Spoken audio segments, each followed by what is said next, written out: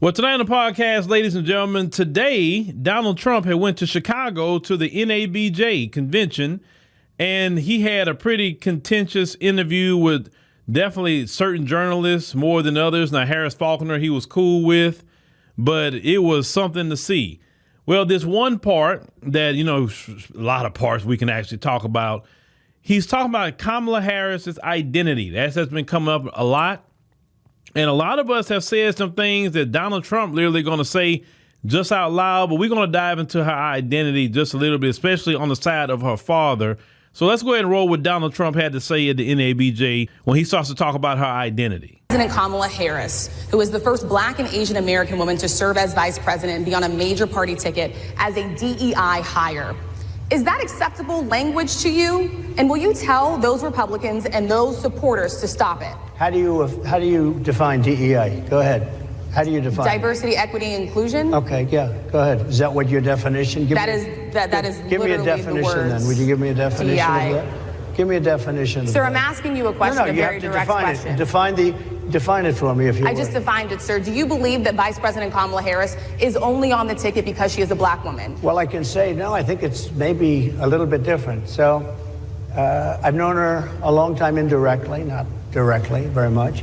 And she was always of Indian heritage, and she was only promoting Indian heritage. I didn't know she was Black until a number of years ago when she happened to turn Black, and now she wants to be known as Black. So I don't know, is she Indian or is she Black? She has always identified as a Black woman. She went to a historically Black college. I respect either one, but she obviously doesn't, because she was Indian all the way, and then all of a sudden she made a turn and she became a Black person. Just to be clear, sir, do you believe that she is... I think somebody should look into that too when you ask continue in a very hostile, nasty tone. It's a direct question, sir. Do you believe that Vice President Kamala Harris is a DEI hire, as some Republicans have said? I really don't know. Could be. There are some, and there are plenty. I know this lady right over there, Harris, is a fantastic person who just interviewed me at length. And we had a great interview, I think, and I heard you got very good ratings on that. Well, you told me it was the longest one of your life, so we had a good discussion. Right, so you heard that back and forth about, now last night, when we conducted a live stream and I talked about this, way before Trump talked about it, I said the issue is with her, she can double dutch in and out of Blackness when she wants to. She can go in somebody's face and say, hey, I'm Indian. Then the next minute she tried to go in people's face and say, I'm Black. Then the next minute she could say, I'm Indian. This next minute she could say, I'm Black. So she'd been doing this double dutch, and instead of standing on her identity, and this is why Trump brought up, say, well, hey, the whole time I knew she say she was East Indian, and now she's saying she's Black. And I said that last night because people like her try to play that kind of game. They don't want to commit to one way or another. Now, some of them in her position do commit to one way or another, but what she's doing, she don't want to commit to either way because, it depends on who she's in front of. That's who she's going to identify as. It's like being a chameleon. Now, people talking about her father and all of that. So I'm gonna play this clip real quick of her father, because when he said that now she says she's Black. She is, based off you hearing this father of hers, you're gonna know exactly on her father's side where she come from. And we'll get to that conversation. So let's go ahead and run this clip of her father speaking back in 1989. To address some of the issues that the previous two speakers have raised by posing some questions of my own that I consider rather intriguing, in the hope that by so doing I could bring out some more general issues that lie behind the arguments and positions that they've taken. First of all, let me begin by saying that one striking thing to me about the so-called debt crisis is the striking amount of public attention it has received. Judging, for instance, from the amount of newsprint and other coverage by the media that has been devoted to it, I would say it ranks second. Clearly here, her father, Donald Harris, is, you heard the Jamaican accent. So when she don't even want to claim Jamaican, she's claiming Black. Black is people like myself that's from the soil of America, that's descendant of slaves in this country, right? Now, her father is, a Jamaican. You hear the accent. Her grandmother, Beryl, She's Jamaican. She's dark-skinned Jamaican, right? Now, her mother is East Indian, Shimala. Now, her parents were married from 1963 to 1971. Okay, so they've been divorced for a very, very long time. She don't even want to claim her Jamaican heritage. She keeps saying black. Why? Because claiming a black is an advantage in this country. She don't want to claim her Jamaican heritage. She's been claiming Indian too for a very long time. She says she's black, but she never claimed a Jamaican. Why not claim a Jamaican? What's wrong with Jamaica? I'm trying to figure that out. She is a Jamaican woman and she is a East Indian woman. She is not black like us. She's trying to say, I'm black like you. No, you're not. You haven't even been represented. You say, I went to HBCU. There are white people that go to HBCUs. There are Asian people that go to HBCUs. There are Arab people that go to HBCUs. There are East Indian people like her that go to HBCUs. Not everybody at HBCU is black. So why is it you think you got a so-called black card because you went to an HBCU? Why? You got HBCU Prairie View University right here. They got white people that go there all the time. So what are you talking about? TSU is another one. You have Asians that go through the pharmacy program at TSU. See that happen all the time. That don't mean they're black. So you don't get no black card because you went to an HBCU. Maybe that's the school you could have got in, but the other ones, that's PWI, you couldn't have got into that. We don't know. But that woman is Jamaican. She's not black. Black people, FBA, Solon, whatever names you want to say, that's our people. She's Jamaican. She don't want to represent even Jamaicans. That's the part that I don't understand. But see what happens when you keep double dutching out of blackness. And yes, she said that because when she did that interview with Mindy Kaling in the Indian actress in that kitchen, I remember a lot of y'all seen that. She said, yeah, my household and all that. This woman grew up Indian. She didn't grow up with her father like that because her parents got divorced. She has more of an Indian background and Indian upbringing than the Jamaican upbringing.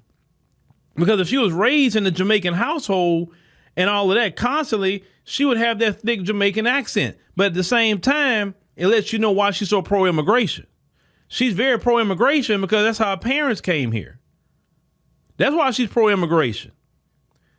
If she was from the soil, she would understand why immigration at this dispensation of time hurts Black Americans, how in Chicago, that same city, how migrants have been dumped in the city, it doesn't bother her.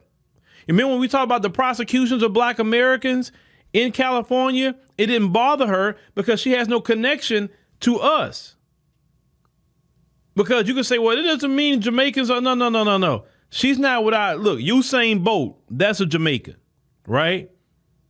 That's a Jamaican. Usain Bolt was raised in a Jamaican household with Jamaican lineage upbringing. Kamala, yes, her father is Jamaican. We clearly hear the accent. But her mother is East Indian, and she's going to raise her kids like East Indians raise their children. It's just bottom line. She don't have connection to us like that. See, what happens is she's no different than any other migrant that come over here, use us to get ahead.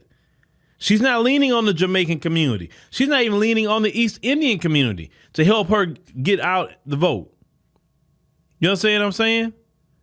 But if she do something special, oh, this is the first Indian, she may come up and say, well, for politics, she's going to say black, right? She's going to say black for politics. She is. But that jumping in and out of blackness stuff, I don't trust that. Stand on something, and that way I can respect it. But the media, oh my God, he said that or whatever. But Kamala created that atmosphere for people to say it. If she would have said a long time ago, I'm a Jamaican woman and also I'm East Indian as well. My mother's East Indian, my father's Jamaican, and that's that. If she'd always identified as a Jamaican Indian, okay, cool. But she didn't do that. So the questions about identity, once again, fall on her and her shoulders. But with Trump in that situation, Trump don't back down for nothing. And I see some people trying to say, oh, Trump talking to those black women. That man, I watched Trump talk to everybody that way. I've seen him talk to white women that way. I've seen him talk to Asian women that way. I've seen him talk to men that way. Trump talked that way constantly to people. But Harris Faulkner was up there, a black woman. He didn't have nothing much to say to her. He likes Harris Faulkner. Oh, she worked for Fox News. Well, Harris wasn't talking and, trying to basically be on the attack. You got the other two. The one sister in the middle kind of asked some questions that was legitimate for sure. But that one that was closest to him, she was on that, I'm on that Democrat attack mode. And then the other question I have for the NABJ, just a question. You couldn't have one black male reporter? You couldn't have none? That's a question I have. All those black men in NABJ, and not one could have been up there asking? And black men is going to be a very, very important part in this election, and you didn't have not a black man up there? Why? Look, Boulay Martin was mad that he couldn't be up there. We already know what Boulay Martin would have done, so I'm kind of glad they didn't put him up there. But you have plenty of black men that's in the NABJ that could have questioned Trump. A lot. I wanted to know, they questioned him on inflation. I wanted to know about interest rates. I didn't hear them question about interest rates. Like, ask them about Kamala's identity and DEI. I don't care. If I'm going to interview Trump, I don't care about DEI and all that. What I want to know is, for black people, the interest rates are what, 7%, 6-7%? What are you going to do on day one about getting the interest rates back down to what it was? Because your interest rates affect your inflation, affect everything. Your interest rates. It makes it difficult when the interest rates are extremely high. It makes your credit card bills high. It makes everything high that you have, right? Your mortgage, anything. So we need to get these interest rates down. He mentioned that he was going to, basically promote, a better energy policy, which affects some of the pricing too. But they didn't ask him the full scope about inflation that I would have asked him. I would have asked him about reparations too. I would have had to ask him, oh, hey, look, Trump, we want to know about reparations. Nobody going to ask about reparations? Like, come on. I would ask him. I say, hey, based on how you answer this question, this is how some people going to vote for you. Based on, you know what I'm saying? Like I'm not trying to go to war. Even if I had to go ask Kamala something, I would not ask her no dumb questions about Trump. I want to ask about her policies. That's it. Not nothing about Trump. I don't want to hear about Trump if I'm talking with her. All I want to know is what is her policies for black Americans, and here are the questions I'm about to ask you. It's not my time to argue and go back and forth with Trump. That's not my time. I need to get the questions because I'm thinking about the people. I'm not thinking about myself. NABJ, you could have had me up there. I would have definitely asked Trump a lot of questions about black Americans. A lot. You in Chicago, I would have been sitting up there telling him and say, hey, listen, they got many black Americans in Chicago right now dealing with a migrant crisis.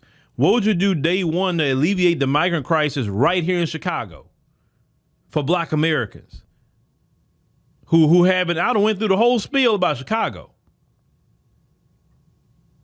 That's what I'm saying. You got these so-called journalists up there, but you're not even asking the right questions to Donald Trump. But I'm going to go through some more of this, probably bring some more podcasts with this from the NABJ. But NABJ, y'all kind of dropped the ball. No black men up there, not a one. And you're not even hitting him with the right questions that you should be asking Donald Trump. Yes, they asked him about Sonia Massey, which is good. But you need to ask him a whole lot more than that in relation to black people. Then it was embarrassing on top of that y'all didn't even have the equipment running right. That's the embarrassing part. Like the one time that we need to shine on something as black people, you know what I'm saying? But, now Trump went in a hostile environment, especially that lady sitting next to him. Will Kamala Harris go on Fox News or Newsmax? Will she go on those platforms that could be hostile toward her and sit down and do an interview with them? I think she should. If Trump went over there, she needs to go over there